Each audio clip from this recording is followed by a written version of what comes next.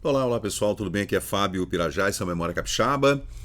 Estamos juntos mais uma vez. Temperatura caiu aqui em Vitória, hein? Estamos aí com 22 graus agora de manhã. Agora, claro, a temperatura subiu um pouquinho, né? Mas nós estamos no inverno, eu não gosto muito de datar o vídeo. Não é legal ficar datando o vídeo, porque esses vídeos que eu gravo aqui são atemporais, né?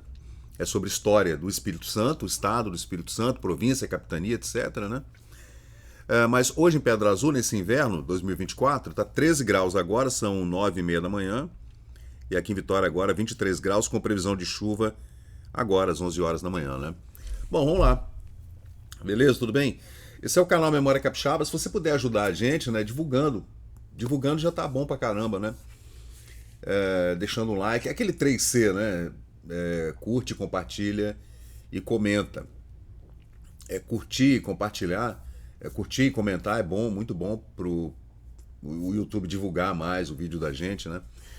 Porque a gente sabe que tem capixaba espalhado pelo Brasil inteiro, tem no mundo todo também, né? A gente viaja por aí, encontra capixaba por todo lugar. Então a gente faz esse trabalho aqui, né? No Memória Capixaba, que é uma coisa que eu curto demais, é uma característica pessoal de amar história, geografia, antropologia, arqueologia, egiptologia, paleontologia, são matérias que eu sempre amei, geologia. Então eu sempre venho arranhando essas matérias de forma pessoal, né, empírica, lendo, né, fora da atividade acadêmica, óbvio, né, porque eu não ia perder meu tempo com isso, né, dentro de uma academia. Eu acho que hoje em dia isso é perda de tempo.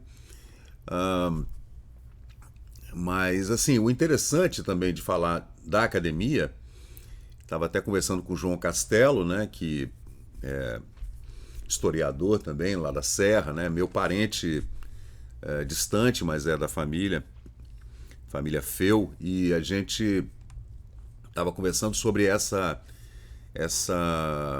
disponibilidade de alguns intelectuais e pessoas que lidam com a historiografia brasileira, de se aquartelarem dentro de universidades, dentro do mundo acadêmico, lançando livros até, fazendo suas teses, não importa qual tipo de tese, e engavetando esse material, né? Colocando em algum instituto ou em alguma biblioteca, que fica ali preso, aquela coisa fica hermética ali dentro da academia, né? Não serve para nada. Só serve para retroalimentar a própria academia. O que adianta você lançar um livro se você não disponibiliza ele para a leitura das pessoas, coloca em linguagem simples, para que qualquer um leia, para que qualquer um veja? Esse é o intuito aqui do meu canal. Pegar a história do Espírito Santo, retirá-la da gaveta, desses nichos, dessas prateleiras, né? E até de dentro de páginas de alfarrábios, né? E tirada daquela linguagem chata, acadêmica, horrível, né? Essa ABNT horrorosa, que deixa tudo quadrado, com bibliografia, tudo chato pra cacete. Ninguém olha bibliografia, gente. E colocar numa linguagem coloquial, que todo mundo entenda, e pronto, acabou. O que importa é que você entenda, tenha acesso às informações, e essa coisa acadêmica é chata pra cacete, hein? Vamos combinar, né? Mas vamos lá. Hoje eu vou trazer para vocês aqui uma matéria dos anos 90 do jornal A Gazeta, que eu encontrei no Instituto Joanes dos Santos Neves. Tá vendo? A Gazeta é outro problema, né? É o principal jornal do Espírito Santo, né?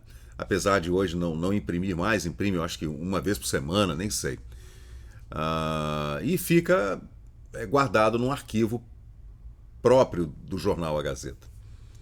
Era um jornal que, se disponibilizasse todas essas milhares, milhões de páginas na Biblioteca Nacional, por exemplo, ou numa outra, online, que você até pagasse para ver como é o Estadão, a Folha, que tem acervo, né?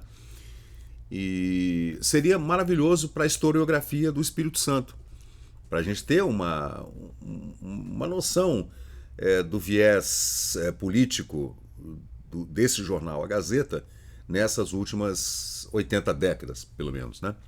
Mas aí o acervo fica lá fechado e só quem vai até lá no jornal, que paga, é que tem acesso a essas páginas, né? E poderia estar liberado, né? Gente, é uma, é um ativo que, não sei, para que você guardar aquilo para você e só quem vai lá e paga e não é barato e vai ter acesso àqueles jornais antigos, né? Uma pena.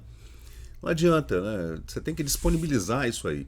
Porque disponibilizando, descentralizando, deixando qualquer pessoa ler e pegar e ler novamente, reler e entender, tirar daquilo ali alguma ideia nova, né?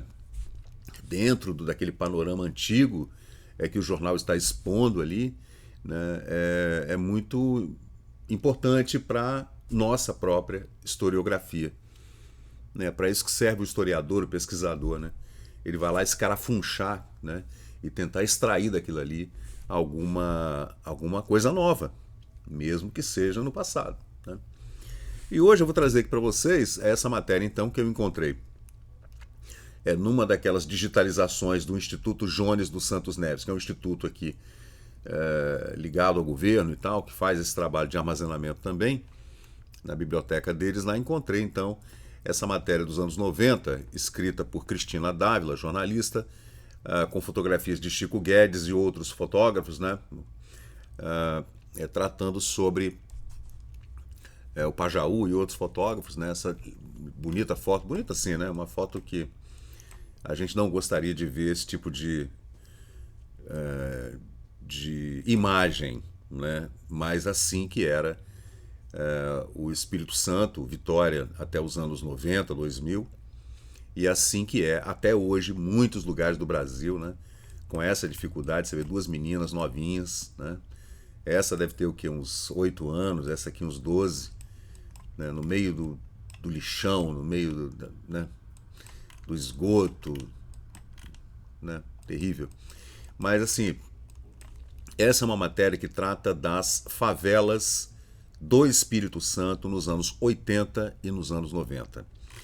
Então é muito legal da gente entender isso aqui. Eu já fiz aqui no Memória Capixaba, no Facebook, alguns álbuns tratando das favelas que haviam aqui, como a Cidade de Palha, que foi a primeira favela do Espírito Santo, a Vila Rubim, nos anos 1920, 1930, até que aconteceram todas aquelas reformulações arquitetônicas na cidade, que aconteceram ali por volta dos anos 30 e 40, e que deram um novo panorama à Vila Rubim, desde a sua antiga cidade da Palha, no final do século XIX, início do século XX, né? E aquilo ali acabou modificando-se mesmo, ficou muito mais bonitinho e tudo, nos anos 30 e 40, né, com a eletrificação, com o bonde e tudo, né? E com a ponte Florentino Navios ligando a Vila Rubim à Ilha do Príncipe até Vila Velha, tudo aquilo ali modificou-se e a Vila Rubim não era mais tratada como favela. E Santo Antônio também não. Mas a gente vai ver aqui nessa matéria, segundo a jornalista, interessante a gente analisar como é que se classificava o que era favela nos anos 80 e 90. E vocês vão se surpreender, né? Eu vou tentar extrair da forma mais honesta possível, né? O que diz a jornalista aqui. Mas a matéria é bem interessante, ela fala do Anuário Estatístico do Brasil e também no documento Geografia e Questão Ambiental de 1993 do IBGE, Instituto Brasileiro de Geografia e Estatística, tratando das favelas no Brasil. Para o IBGE, o que era uma favela, gente?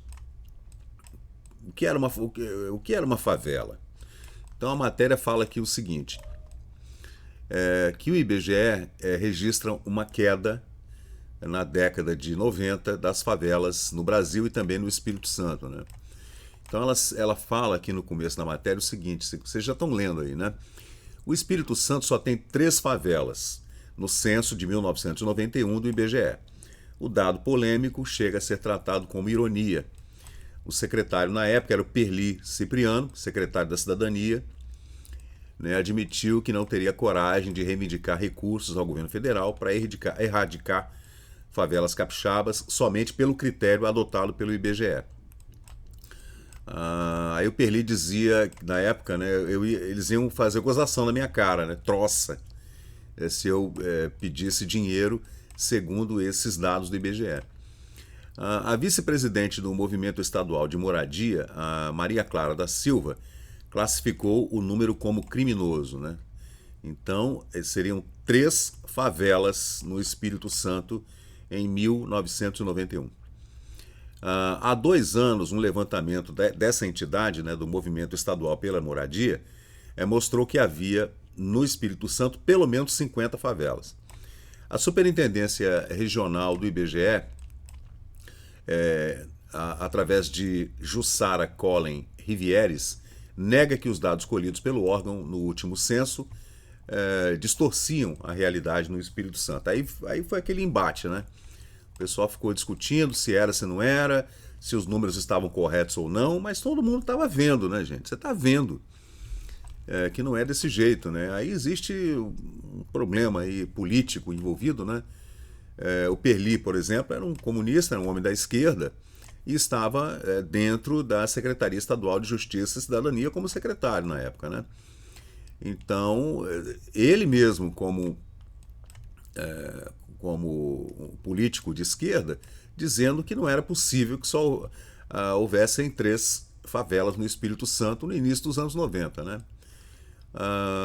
No ano passado, Vitória deixou de ter favela por causa do investimento da prefeitura em Nova Palestina, segundo o IBGE. Pelo jeito, o conceito de favela varia de acordo com o referencial de quem fala. É óbvio, né? Quem faz a pesquisa manda na pesquisa, né? Quem bancou a pesquisa está bancando os números, né? Nem quem mora no bairro Liberdade, em Cariacica, uma área identificada pelo censo como favela, reconhece o lugar como favela. Aí tem aqui a dona de casa Benedita Rodrigues, de 47 anos, por exemplo, só sabe o que é favela pela televisão. Mas, gente, isso aqui... É claro que não são favelas nos moldes da favela da Rocinha, por exemplo, no Rio de Janeiro. Que são favelas verticais, né, que sobem os morros. E nem como as favelas da zona oeste de São Paulo, por exemplo, né? Capão Redondo, que são comunidades horizontais, né? Não se chama mais de favela, né? Mas é um problema de nomenclatura. Aí, na década de 80, até o censo de 1991, o número de favelas diminuiu de 24 para 3, segundo o IBGE. Elas se localizam, então, na Serra, em Jardim Carapina, Cariacica, que é o tal Bairro da Liberdade, e também em Vitória, que é Nova Palestina 2. Até o censo de 1980, Bento Ferreira, onde eu vivo há 50 anos, era considerado favela. Bento Ferreira. Porque Bento Ferreira ela é um bairro que se junta com Praia do Suá e também com Jesus de Nazaré. E ali, como era um alagadiço enorme, né, Bento Ferreira, ali da Praia do Suá até lá em Jucutuquara, e Avenida César Ilau e Leitão da Silva, era tudo um grande alagadiço, né? Quando chovia, subia a maré e as pessoas andavam de barco, pescavam, pegavam siri, caranguejo, né? Também a ilha de Bento Ferreira, onde está o Sans Clube, a Câmara, a Prefeitura de Vitória, a Ilha da Fumaça, Santa Maria e Ilha de Monte Belo, tudo era um grande manguezal que se arrastava até no Saldanha da Gama. E ali nos anos 60, realmente a gente viu crescer uma pequena favela com palafitas nesses manguezais da Ilha de Santa Maria, Ilha de Monte Belo e Bento Ferreira. Aconteceu realmente. Mas nos anos 80 já não era assim, né? E segundo o IBGE, era considerado favela em 1980. Aí deixa eu ver. O arquiteto André Abi, do Instituto Jones dos Santos Neves, do qual eu peguei essa matéria do jornal A Gazeta, na sua biblioteca, considerou o critério para classificar a favela lá no IBGE na época, né, como restritivo.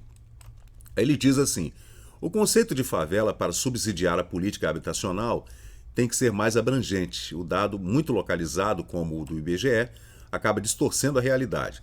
Se o atual governo quisesse erradicar as favelas com base nos dados do IBGE, faria apenas a erradicação estatística só de 3 favelas, sendo que havia, segundo estatísticas estaduais, 50 pelo menos, no estado inteiro, tá? Aí ele. Deixa eu ver se tem mais alguma coisa interessante aqui nesse ponto da matéria. Ele fala aqui de uma outra pessoa, quem é? O chefe do Departamento de Arquitetura e Urbanismo da UFES, Marco Antônio Cipreste Romanelli, classificou como favela um local onde as pessoas sem dinheiro para comprar uma habitação ou para pagar um aluguel vão morar. Então o cara invade um terreno lá, ocupa o terreno, protege o terreno, constrói, pô, é dele, né? É um terreno que está ali baldio, devoluto, ninguém está tomando conta. Eu chego, monto uma casa, é meu. Eu também acho que tem que ser assim, né? Como libertário, ANCAP, se você chega, não tem ninguém lá, você entrou, tomou conta, construiu e está defendendo, é seu. E o Romanelli fala, cada vez mais o Brasil empurra as pessoas para a linha da pobreza. Para ele, Romanelli, existe gente fora dessa margem que vive em locais fora do padrão aceitável de segurança, saúde e conforto. Como exemplo, Romanelli cita apartamentos de fundos de Jardim da Penha, alguns da Praia do Canto e Mata da Praia, construídos abaixo do padrão de qualquer manual de arquitetura. O PDU de Vitória, nos anos 90, estabelece a distância de apenas 5 metros entre apartamentos e fundos. Né? Você vê, em Jardim da Penha a gente vê muitos imóveis assim, que claro, os de fundos, né? Você sai no fundo, na janela você vê ali o vizinho a menos de 5 metros, pelo menos 5 metros, é horrível mesmo, né? Então vamos lá, vamos continuar lendo aqui essa matéria. É interessante, né? Porque a gente vê a visão desses estudiosos e jornalistas nos anos 90, mais de 30 anos atrás, e também nos anos 80, segundo o IBGE, há mais de 40 anos atrás, né? Deixa eu ver aqui. Órgão opta por padronização. Deixa eu ver se tem alguma coisa interessante aqui. Que padronização seria essa, né? A Jussara Collen, do IBGE, gente, regional, ela negou que houvesse manipulação de dados do órgão nesse último censo. A coleta foi exatamente bem feita e a apuração usou critérios bastante sofisticados, né? Em 1980, o censo conceituava a favela como o setor aglomerado urbano formado de pelo menos 50 domicílios dotado de infraestrutura carente, na sua maioria, e localizados em terrenos não pertencentes aos moradores. Então era uma invasão, né? Assim era o conceito de favela nos anos 1980. Em 1991, o IBGE evoluiu, né, nesse entendimento. Segundo a Jussara Collen, ao determinar desta forma as áreas precárias em serviços públicos, com destaque para 3 itens: lugar onde não há iluminação pública, a maioria das moradias que não é servida por rede oficial, né, que é gato, né? Abastecimento de água, quando quase nenhuma unidade tem canalização interna e não são servidas também por rede oficial, a CESAM, né, também é gato de água e gato de esgoto. E o esgotamento sanitário, né? Gente que não tem outro sistema que não uma fossa séptica, né? Então, essa era, nos anos 90, a ideia de favela, segundo o IBGE. E esses números, gente, a gente tem que entender que esses números eles vão dar subsídios estatísticos para a liberação de verbas, né? Então, você tem lá uma estatística e, a partir dali, o poder público, o prefeito ou o governador destina verbas para a construção de casas populares, por exemplo, ou conjuntos residenciais. O que deveria ter sido feito no Rio de Janeiro, por exemplo, nos anos 1930, 1940, para evitar a favelização vertical nos morros do Rio de Janeiro. Poderiam ter sido feitos aportes, né, para evitar o que depois desencadeou naquelas enormes favelas verticais no Rio, por exemplo, a Rocinha, né, e o Complexo do Alemão e outros, né? Mas naquela época também a gente tem que entender 2 períodos históricos importantes, né, que foi crash da Bolsa de Nova York em 29, a Revolução de 30 no Brasil, o golpe do Getúlio Vargas, ditador, e a Segunda Guerra Mundial. Então, realmente, foi um período bastante complexo, né, da história do mundo e do Brasil, com alta inflação, né? E fazer um aporte dessa natureza na época, não sei se seria possível. Talvez fosse, né? O que não havia também era vontade política, né, para isso. Essas elites brasileiras estavam muito voltadas para os seus próprios umbigos, né, nessa época, para tentar resolver o problema da urbanização, especialmente nas capitais, nas grandes cidades, né? Porque no interior, na roça, digamos, né, no interior, nunca houve poder público, né? Então a coisa ia ao Deus dará, de qualquer jeito. A pessoa se virava, não havia poder público, né? Hoje em dia, onde não há poder público, ou há tráfico, né, bandidagem, ou há milícia. Então, onde o poder público não chega, o cidadão tem que se virar sozinho, senão ele morre de fome. Né? É o que acontece no Brasil até hoje. Não mudou nada, hein, gente? Mudou pouca coisa, hein? Talvez hoje ainda esteja pior, porque a população vai crescendo, né? Talvez seja até pior. Mas vamos lá. Deixa eu tentar entender. Então, são esses 3 pontos que determinam o que é uma favela, ou determinavam em 1991 o IBGE, segundo a superintendente regional Jussara Collin, né? Energia elétrica, abastecimento de água e esgotamento sanitário. Deixa eu ver uma coisa. Onde é o bairro Marajá, hein, gente? Ela fala aqui, explicou que no primeiro documento o bairro Marajá não foi considerado favela pelo censo de 91. Onde é esse bairro Marajá? Será que é na Serra?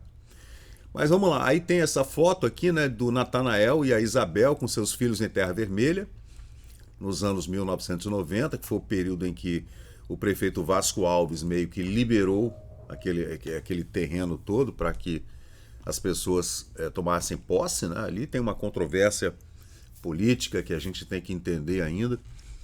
Os historiadores devem fazer esse trabalho, né, de entender o que foi que aconteceu naqueles terrenos lá, daquelas grandes fazendas entre Cariacica e Serra, na Rodovia do Sol, nos anos 80 e 90, aquelas invasões lá, de quem eram aqueles terrenos, né, e como foram feitas aquelas desapropriações e aquelas invasões. Até hoje ninguém sabe ou ninguém quer saber.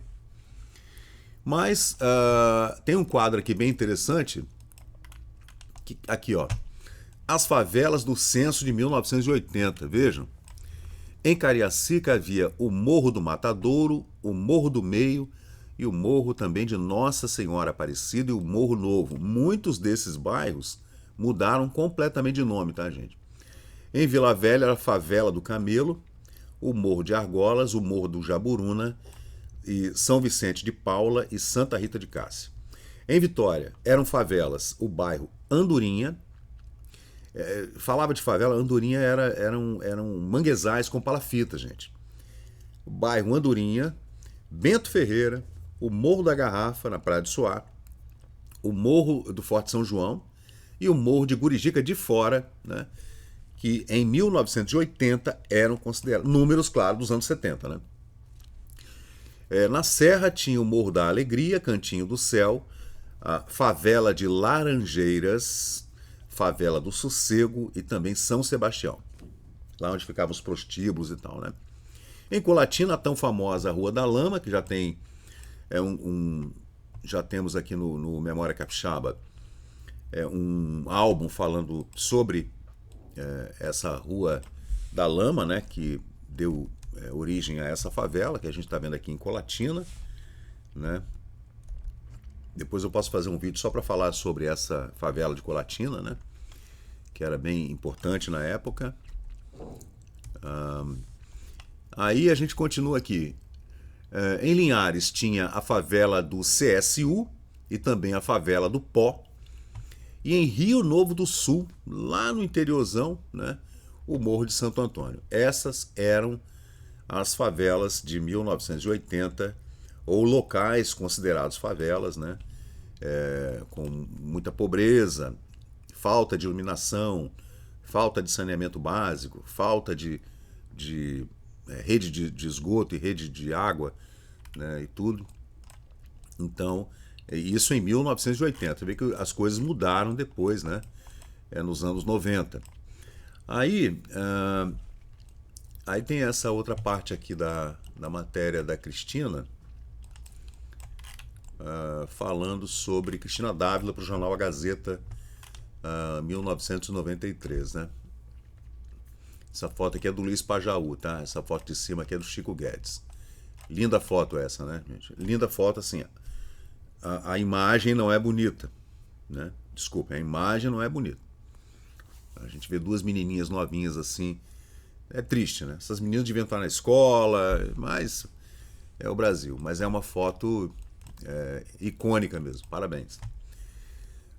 Aí a Cristina fala, então, dessa família que vocês estão vendo aí na foto, da Isabel e do Natanael, com seus filhos, né?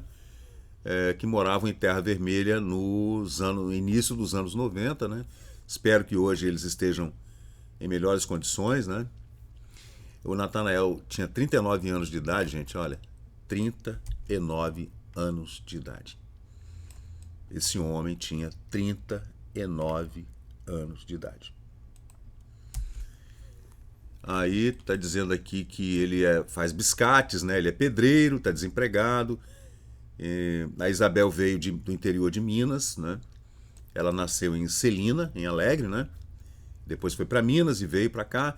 Então eles têm energia elétrica no Gato, tinham, né? No Gato. A água é fornecida pelo vizinho e tal. E é aquela vida muito difícil, né? Nessas comunidades. Nos anos 1990. Hoje a coisa melhorou muito, gente. De lá para cá são 30 anos, né? Mais de 30 anos. E eu creio que Vitória erradicou essas favelas, essas comunidades, graças a Deus, né?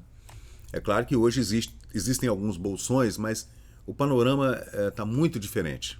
Melhorou muito, né? O Espírito Santo é um estado rico, comparando essa riqueza com outros estados, é claro que não é, mas proporcionalmente pelo seu território e pela sua população, né? Então são comunidades que vivem com uma certa folga.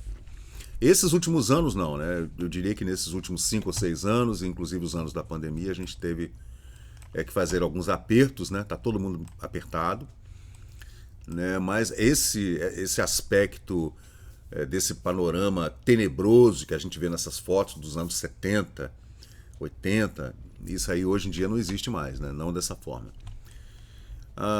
Deixa eu ver o que mais tem aqui de interessante. Aí a gente vê esse quadro aqui, nessa matéria, as 3 favelas segundo o IBGE. Jardim Carapina, Liberdade e Palestina. Aí você fica analisando aqui, gente. Palestina é em Santo Antônio, né? Na região de Santo Antônio. Jardim Carapina, na Serra. Agora, esse bairro Liberdade, gente, aqui eu não sei onde fica, né? Será que alguém sabe? Aí eles fazem aqui realmente uma estatística mais acurada, né? Olha só, Jardim Carapina com o número de fogos, né, digamos, né, como se falava antigamente. O número de domicílios, 1.800. No Liberdade tinha 600 e em Nova Palestina, 500. Né? Homens, mulheres, crianças. Total de moradores em Jardim Carapina eram 7.000. No bairro Liberdade, 2.500. Nova Palestina, 2.000. Aí tem aqui também nesse quadro o número de domicílios que tem abastecimento de água da Cesan, que é a concessionária aqui do Espírito Santo, né? A instalação sanitária também feita pela Cesan. Aí tem o número de domicílios, né? Tudo isso está no Memória Capixaba, no Facebook, tá, gente? Se quiser olhar. Ou, claro, no Instituto Jones dos Santos Neves, né? Com mais detalhes, né? Aí vamos falar aqui. Mora em bairro Liberdade, em Cariacica, gente. Antes ela residia. A Benedita Rufino Rodrigues, 47 anos, mora nasceu em Guarapari, mora no Liberdade, em Cariacica, antes morava em Castelo Branco, né? Então, esses 3 bairros, Jardim Carapina, na Serra, o bairro Liberdade, em Cariacica, e Nova Palestina, em Vitória. Então, segundo o IBGE, nos anos 90, em 1991, havia 3 favelas, segundo aquela pesquisa da época, 33 anos atrás, uma em Cariacica, uma na Serra e uma em Vitória. Só que o poder público estadual dizia que eram mais de 50. Então, ela não concorda com, a Benedita não concorda com esse rótulo de favela, né? A tranquilidade do bairro Liberdade também foi uma das razões pelas quais Benedita resolveu mudar para o endereço. Ela contou que tinha medo de seus filhos pequenos se envolverem com drogas no bairro Castelo Branco. O curioso é que as ruas que cortam o bairro Liberdade não contam com vigilância da polícia. Os assaltos são comuns, segundo diz a Benedita. De vez em quando aparece um presunto por aí. Então, gente, é isso, né? Essa então é mais uma matéria que a gente traz em vídeo aqui no Memória Capixaba, né? No YouTube. É uma matéria do jornal A Gazeta de 1993, assinado pela Cristina Dávila, está aqui com fotografias do Chico Guedes e do Luiz Pajaú, né?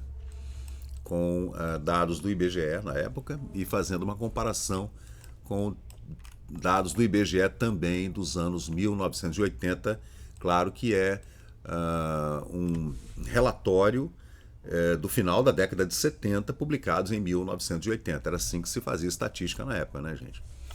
Então, dizendo quais são as favelas, as comunidades, né, de baixa renda, baixíssima renda, não atendidas pelo Estado em 1980, da onde a gente tira aqui, por exemplo, Bento Ferreira como favela, Andorinhas como favela, Jaburuna, Argolas como favelas, Morro da Garrafa, Forte São João, Burijica, Cantinho do Céu, Laranjeiras como favela.